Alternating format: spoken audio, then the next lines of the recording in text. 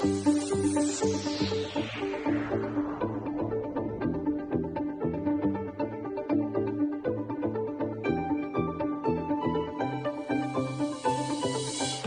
it's Benji Cole, son of Al Cole from CBS Radio and host of the syndicated talk show People of Distinction, the talk that gives an in-depth view of some of the most dynamic, intelligent, and of course, successful people on the planet.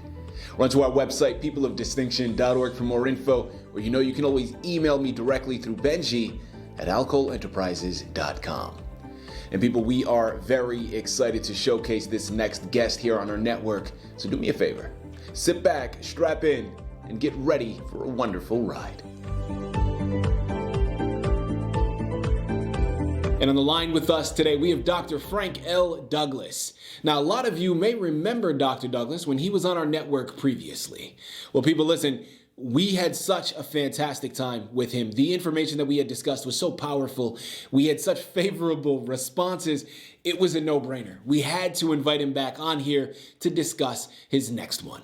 Now, this is a republication of the first book that we had discussed, but the one we're working with today is called Until You Walk in My Shoes, a reframing methodology to overcome systemic discrimination. Now, I'm going to go into all of the reasons why you need to pick up that copy. But before we go there, I want to make sure that I point out the fact that Dr. Douglas was brought to our network, People of Distinction, today by one of the best firms in the business. And people, I'm talking about Safe Haven Dialogues, LLC. So listen to me, for my writers out there, if you have gone through your process, you have spent some sleepless nights, countless hours working through, racking your brain, trying to create your masterpiece, and now you've done it. You have gotten to the end of the road and you finally have it within reach, although now you need help moving the book that you just finished creating. If that's you, give yourself the best gift you could possibly give and contact Safe Haven. I'm telling you, they're one of the best in the business to do it. Do yourself a favor and head on over to safehavendialogues-llc.com today and gather all the ways that their fantastic team is going to help maximize your creative endeavors. And listen, as I mentioned, it is a pleasure and a delight to have Dr. Douglas back here on the line with us. People, his book and the subject matter that it tackles is not an easy one to discuss. It's something that, depending on who you are, your community that you were raised in, your background, you may just outright deny discrimination. I don't know how that could be possible, but it's possible. Welcome to America, right? There are a lot of things happening here, but this book, in his website, safehavendialogues-llc.com, covers so much. It is a remarkable resource to really hold you in a position of power, to really make sure that we emphasize that when it comes to discrimination, when it comes to equity and inclusion, you are not powerless. You are in control and you're in the driver's seat. There are resources available to help train you on how to recognize it and really how to overcome some of the discrimination, as well as empowering you to really battle back against it. I'm telling you, this book is amazing. And we're only going to scratch the surface here today. We're going to capture the essence. But by the time we've concluded, you're going to run on over to those places and pick up your copies because you're going to understand how valuable of a book this really is. And at the end of the day, don't take my word for it. Take Dr. Douglas's. It's his book. He's written it. It's his words and his methodology that has been created based upon proven results and proven research.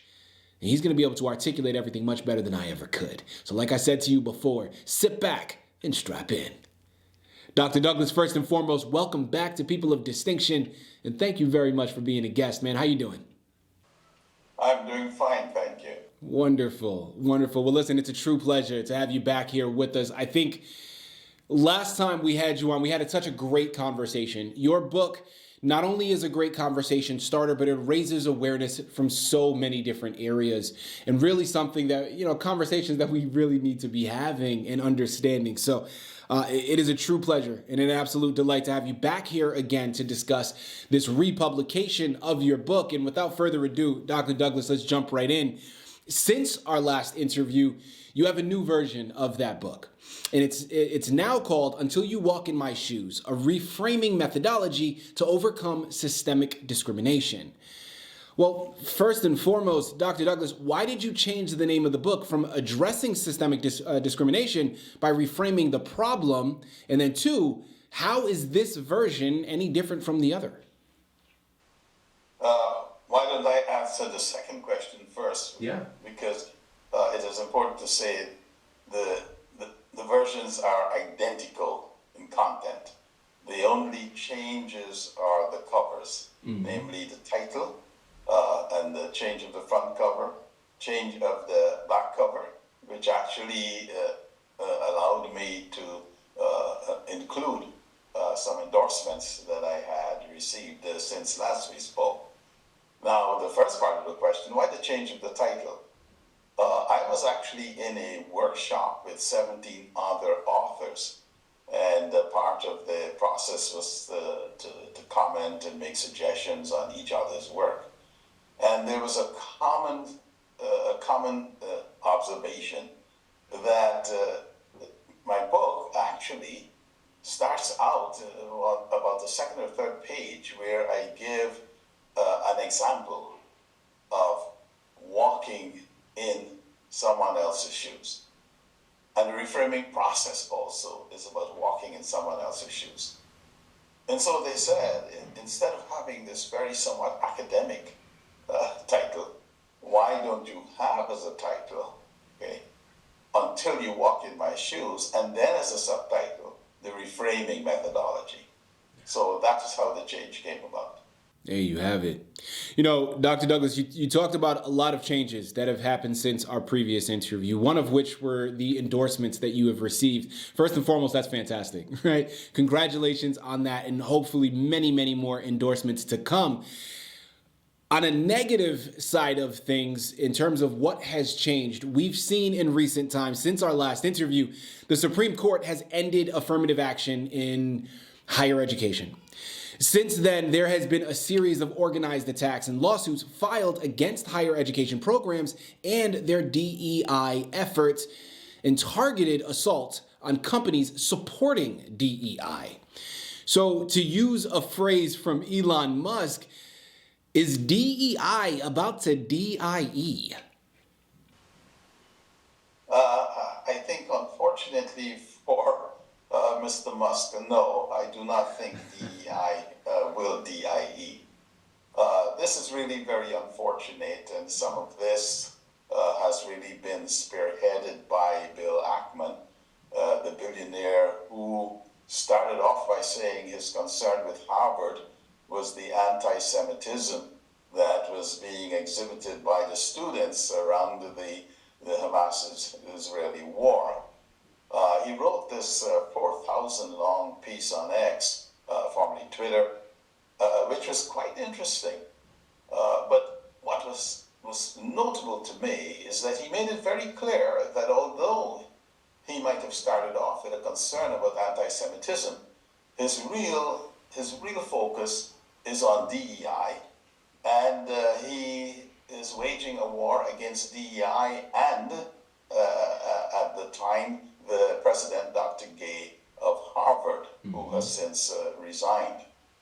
I found it quite interesting. I read his piece, and the interesting thing about his piece, there were portions of it as I read it, I thought if I were to replace DEI with the term Trumpian or MAGA, that is what I would be reading. It was almost a projection of the types of things we see in the MAGA movement that was being projected onto DEI. So this is really very unfortunate. I am convinced that DEI will not die for a very simple reason. It is about equity and inclusion. And this veiled attempt to attack unrepresented, or under, I should say, represented minorities will be exposed for what it is. Mm-hmm. You know, follow-up question, and really, as I mentioned before, so much of your books are great for raising awareness, but also for the conversation that it will ensue. So my follow-up here is, Dr. Douglas, you were one of the first people to advocate for an emphasis on equity and inclusion rather than DEI. Well, two-part question here. First and foremost, describe the reasons why and talk about the importance of EI in today's environment. The reason is, it occurred to me that although the D was extremely important to raise awareness and to focus attention on what was happening to underrepresented minorities in the universities, in the businesses, in corporations, etc. Although that was important, it had now become almost a numbers game. Namely, people were just counting numbers and were not looking at what was the real fate of those individuals. Were they being included? Were they being recognized for the talents and the contributions they were making? And in fact, was the culture in which they found themselves, was that culture for any one of them, was it consistent with equity and inclusion? So that was one part of it. The second part of it was my recognition, I would say, for some time, that in America we have really moved away from being convinced that we should do things because of our moral responsibility. And we seem to be driven primarily about the economic realities. So if we are dealing with economic realities, and corporations are going to make decisions based on their economic realities, then the argument for the inclusion of underrepresented minorities, you have to have what I call the business case. Gallup has done that. Gallup has, for over 30 years, evaluated hundreds of thousands of employees in many businesses, in many countries, and demonstrated that those corporations in which individual engagement was in the top quartile, they performed, for example, with respect to productivity and profitability, greater than those who were in the bottom quartile. And in fact, if one asked employees the question, what was most important to them for their engagement and motivation, it was very simple. When their directors, their managers told them that they appreciated the work that they were doing and they felt valued and included. So we in Safe Haven Dialogues have been saying that the focus needs to be on equity and inclusion and individual engagement. So we talk about EI, i.e. equity, inclusion, and individual engagement. This is not to say that diversity is not important, but diversity actually is a very broad thing. It's not only about differences in gender, ethnicity, sexual orientation, religion. It's also differences in culture, differences in beliefs, differences in the way we think. And this is why DEI will not DIE, because diversity is very broad and everyone accepts the importance of diversity in innovation, in problem solving, and as something very important for productivity in business. There you have it. That makes perfect sense. And just for a clarification, it jumped a little bit when you said it, but you did say 24%. Is that correct? Yeah, 24%. Perfect. Increase. Thank you very much. Yeah, it kind of blanked out in that moment, so I just wanted to make sure to really get that recorded there. But thank you very much, Dr. Douglas. I'm telling you, what you're doing here is amazing and astounding for so many reasons. My follow-up question: let's get to a very particular culture and group, right? In your opinion, Dr. Douglas, what should Black America be actively doing right now to fight complacency and to aggressively push back on the attacks against DEI? Well, I think, I say we, since I'm a Black American, but I think we need to do a number of things. And not only Black Americans, all underrepresented minorities who are being attacked, right now, using DEI as the rationale for doing it. The first thing we need to do, and I think Reverend Al Sharpton has really stepped forward and done that, and I think he uses the term, we first of all need to dramatize. And he has been, on Thursdays, he has been leading demonstrations outside of the office of Bill Ackman to really dramatize this effort on the attack of DEI. So first we have to dramatize it. We have to be very clear and loud in a real sense about what is being, what is now being implemented by a number of individuals. That's the first thing. The second thing is we are there, which is one of the other reasons why I want to focus on equity inclusion. We are there in companies. We are there in the universities working on research, working on our degrees, etc. We need to then start being very clear and to speak up and to learn how to have the dialogues to discuss the discrimination and the impact discrimination is having on the productivity not only of ourselves but of our work units. So we need to be militant in a real sense, and I use that word purposefully, and I don't mean it in being in the streets throwing bricks, etc. But militant in the sense that one is really keenly aware and prepared to address issues of discrimination in the workplace and address it from the viewpoint of the impact it has on two things. One, productivity, and the other on the well-being of those who are being discriminated. And we know for a fact that discrimination in the workplace impacts the well-being of employees. So that's the second thing we need to do. And the third thing which we need to do is indeed to work on improving methods of having that dialogue, approaches to have that dialogue. And we are really very excited with the reframing approach, because the reframing approach really addresses some of these issues with how to have the dialogue internally. That's a great segue that you've established here, Dr. Douglas, because that's the next point that I wanted to go into. What differentiates Safe Haven Dialogue's reframing process?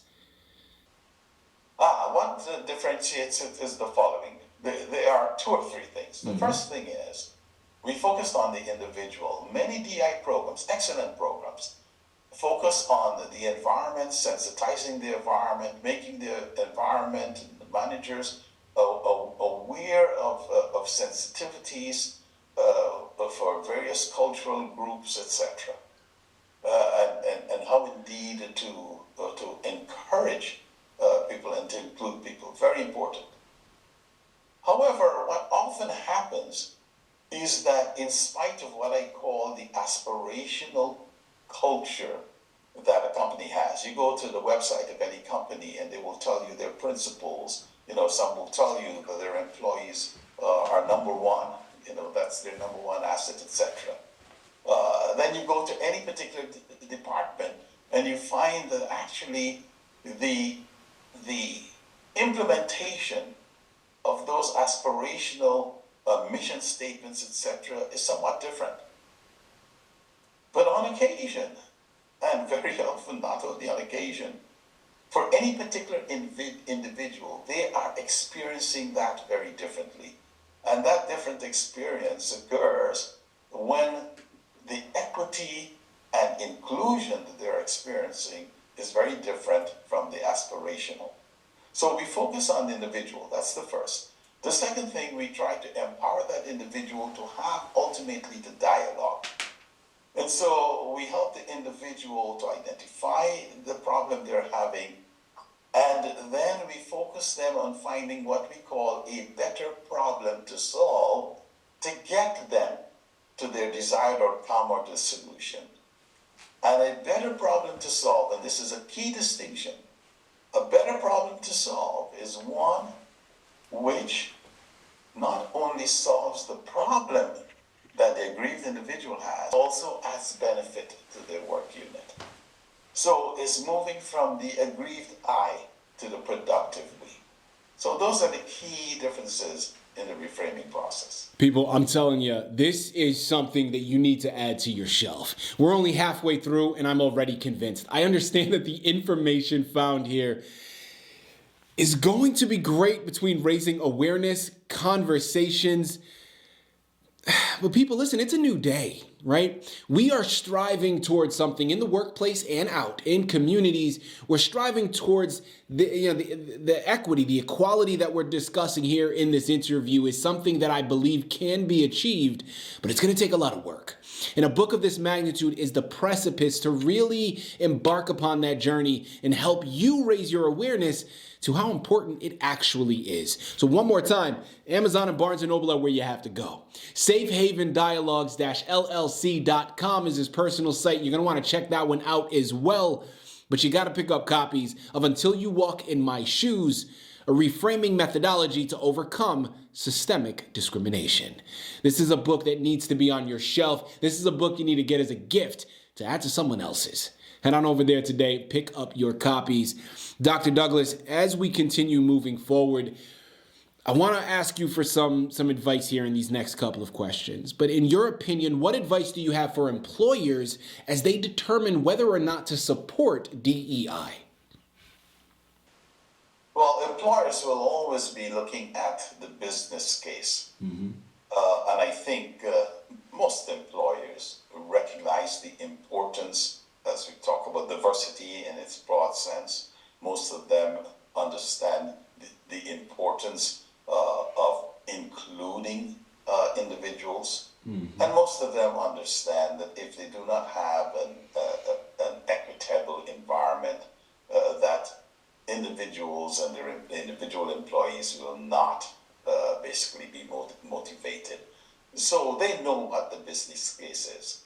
What often they do not actually do is to really do the audits in a real sense, the audits of equity and inclusion in their organizations. So I would really advise and encourage them to do the periodic audits of how equity and inclusion is being experienced in their own cultures.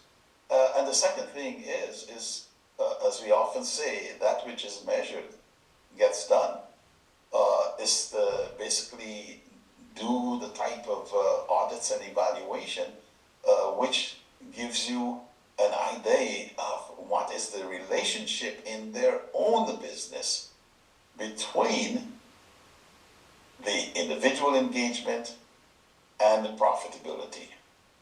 A third thing actually I would suggest that they do is to begin to pay attention to the well-being of their employees with respect to the issues of equity and inclusion. You know, one of the things last year, Boston University did a very important study. It was a longitudinal study I think it was for 48,000 black women whom they looked at over 20 years.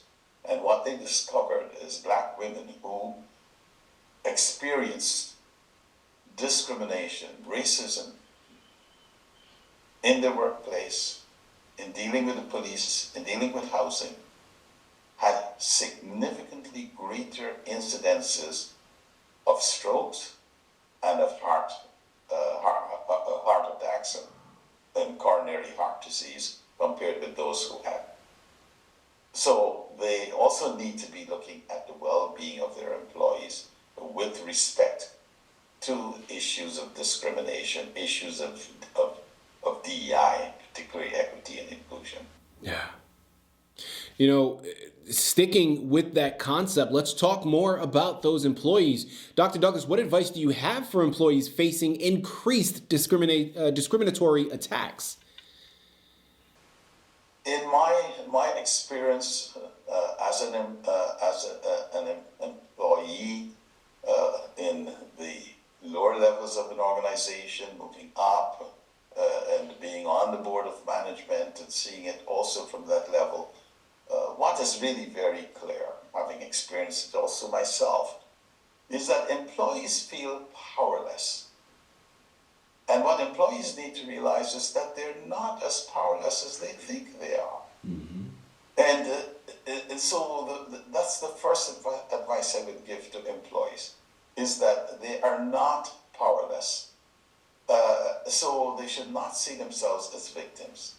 Secondly, they should recognize that it is within the interest of their organization that individual motivation, individual engagement, which means their motivation, their engagement is of the best, so that organization will do well and achieve the goals. And so that when they are faced with discrimination, they view it not only from the pain that they are feeling, but they view it also from the goals of the organization and look at it from the viewpoint of their engagement, their motivation. Mm-hmm. And third is to really try to understand that they need to have the dialogue and they need help in structuring that dialogue with their supervisor, with their manager, etc. Yeah. But they are not powerless. They should step forward because it's important for their well-being and it's actually also important for their organization. You know, Dr. Douglas, we've talked about employees, we talked about employers. Now let's take it full circle. When we first began this discussion here today, I started off by bringing up the Supreme Court striking down affirmative action in higher education. Well, that, of course, has had some ramifications. So what advice do you offer for students who might be facing more hostility since that action has been taken towards higher education? You know, I think the reframing methodology is extremely important for students. Students actually may not realize, students who are experiencing a particular issue may not realize that, as a matter of fact, they may have lots of allies. Because when you're sitting in a classroom, for example, and a professor is being discriminatory to one or two individuals in that classroom, that is experienced and witnessed by others in the classroom. Yeah. And they may actually have more allies than they see. What I've also found is that when there is a culture that does not really deal and actually encourages, either by ignoring it or actually encouraging it positively, that often there are many more individuals who are being adversely affected by that culture. Mm-hmm. So for students, the first thing I will tell them is that when they're having those experiences, is in the predominantly white students, look for allies and try to find out whether they are experiencing the same thing. And if they are, well, then they should work with those predominantly with those white students in predominantly white institutions, particularly, work with those students to go and have a discussion with the professor or, with the research assistant or with the administrator, whoever is perpetrating the issue. You know, Dr. Douglas, we have conquered so much information here today, and I love it because we've barely scratched the surface, right? We've tackled so much, but there's still so much left off the table. How can the principles that you've articulated in your book combat the DEI backlash in your opinion? As I mentioned, we focused on the individual. I think empowering individuals, both in the university students as well as in companies, empowering them to have the dialogue and helping them to understand the issues around equity and inclusion that are being adversarial to them, and equipping them with a way to find what I call the better problem to solve, so that they can have the dialogue not only from a viewpoint of what is impacting them, but what is also impacting the progress of the unit that they're in. That will, as a matter of fact, increase their confidence, will grow their influence, will add allies to them. There will be lots of people who they will be surprised, who will actually join with them because they're observing also what is happening in that environment and wish for something better. Mm-hmm. So the most important thing that I can say to fight this, as I said, beginning to fight it, you do have to dramatize, as Reverend Al Sharpton says, you do have to dramatize it.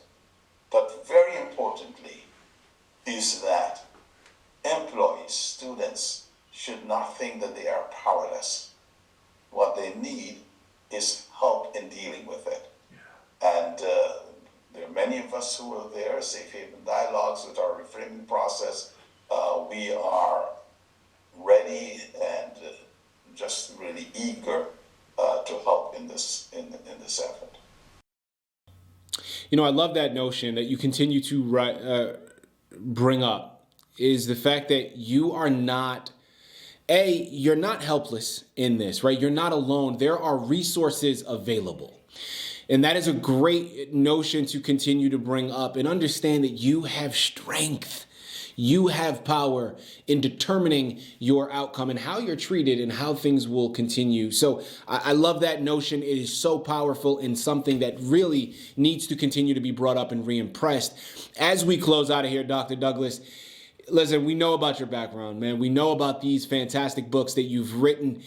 I want to now focus on the future. I understand that you already have a new project in the works. Well, Dr. Douglas, describe that for us and tell our listening audience how they may be able to get their hands on it. Yeah, that project is completed and now has been launched. It's a series of online courses that are based on the book. And if they go to the website, safehavendialogues-llc.com, they will see the information and how to access the online courses.